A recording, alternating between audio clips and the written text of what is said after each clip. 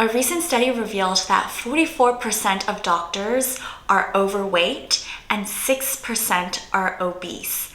And these are the leaders of health and wellness. These are the people who take care of the population's health and treat disease.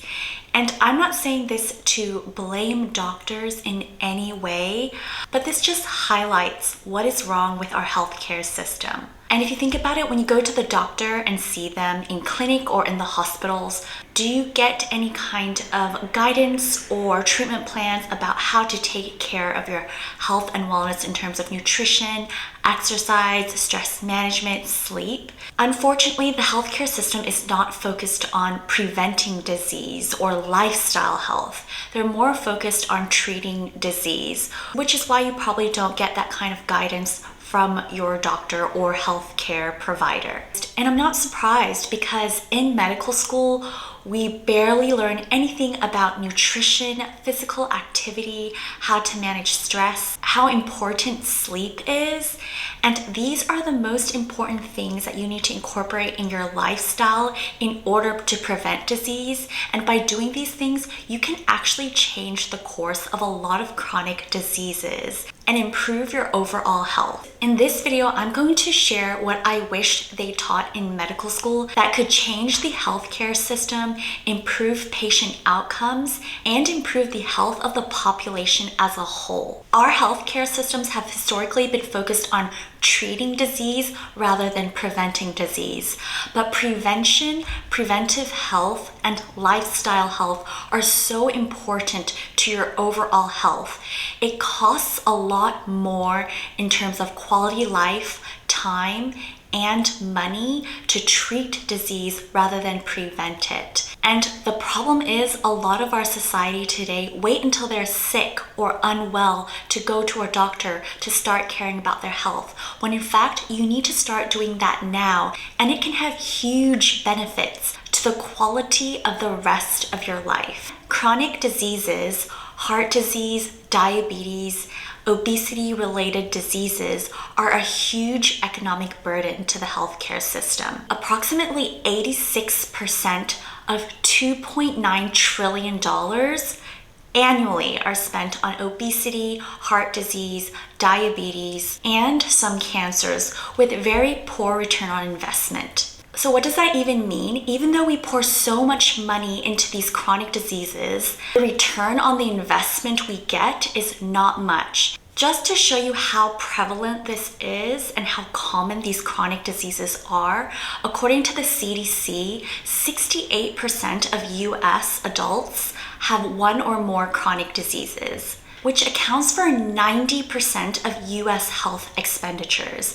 And we know in the US especially, healthcare costs are significantly high. So there are actually a lot of opportunities to cut these costs down and improve health outcomes on a population level. In medical school, you learn a lot about diseases, how they develop, how to diagnose them, how to treat and manage them. But unfortunately, medical school curriculums don't focus on lifestyle modifications that can prevent or change the course of a disease for the better. In medical school, you learn that lifestyle modification is the first plan of action, yet we don't go into much detail about what lifestyle modification is. Instead, we go into a lot of detail about how to treat disease with medication and surgery. And that is what our medical school curriculums are very heavily focused on.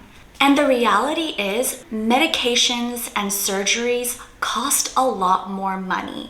So healthcare systems, clinics, doctors do make more money from these treatment options.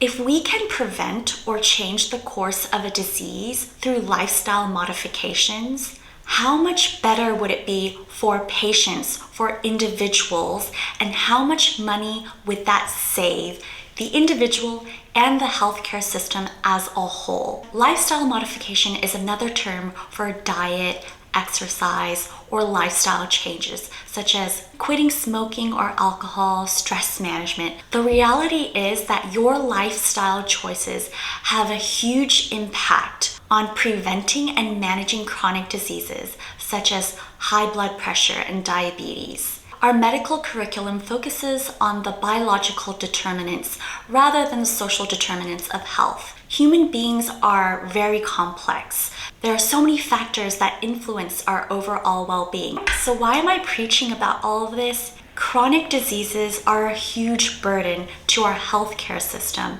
and our economy because it reduces productivity. So we actually need a solution to provide health education and empower patients to prevent disease, to empower them to optimize their health now so they can prevent disease and illness later. Why is it that there hasn't been a solution previously? Why aren't doctors already providing this service to patients? Well, there are a number of factors. The problem why doctors don't have the time to provide this service is, one, they don't have the education or knowledge because it's not taught in medical schools.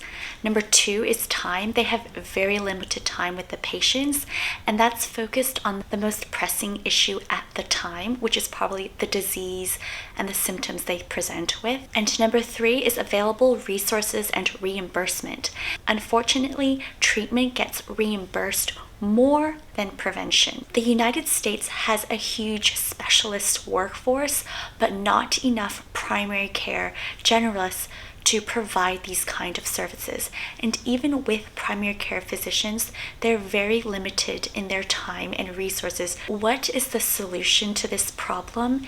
It's to educate the future generations of medical students to provide this care, but also make it easier for physicians to be able to provide this service, or allow other healthcare providers to provide this service. And we also need to figure out a way to do this in an affordable way so that we provide equitable healthcare. An individual's socioeconomic status has a huge impact on their ability to take care of their overall health in terms of lifestyle. Food is expensive. Exercise, having access to healthcare services, mental health counseling cost money. So figuring out ways to optimize our health in affordable ways is something that needs to be incorporated in the medical school curriculum so that we can empower patients to do it to the best of their abilities. And of course, if you're going to be preaching these lifestyle modifications to optimize your health, you need to practice what you preach. You need to be educated on this and practice it yourself, because that's how you're going to empower patients to do the same. I learned a lot of this when I was poor, not having a lot of money, and going through medical school, because I really needed to optimize my health in an affordable way in order to not get burnt out, but also practice what I was learning and preaching. Remember, health education and optimizing your health is not an individual sport. It's definitely a team sport that requires the help of social support and teams of people to optimize the different parts that make up your overall health and well-being. So the 6 things that need to be taught in medical school that I think everybody should really learn as a healthcare provider is nutrition, physical activity and exercise, stress management, sleep health, smoking cessation, and alcohol moderation. If you understand these things and can manage these things well, you can prevent and change the course of a lot of chronic diseases. So my call to action for you is, if you're a healthcare provider, get educated on these lifestyle modifications that have a huge impact on patients' health, and practice it yourself. It'll be good for you and your patients. And if you're not a healthcare provider, it's so important to get educated on lifestyle factors of health as well, because it will help you become the best and healthiest version of you. And if you can share that information with others, you're also helping others as well. Thank you so much for watching this video. I hope it has enlightened you as much as my experience has enlightened me. Please reach out to me if you have any questions, and comment if your medical school taught you anything about lifestyle or preventive health, or if you have any tips that you can share on really optimizing your health. I would love to hear it. Thank you so much for watching, everyone. I hope to see you again soon. Bye.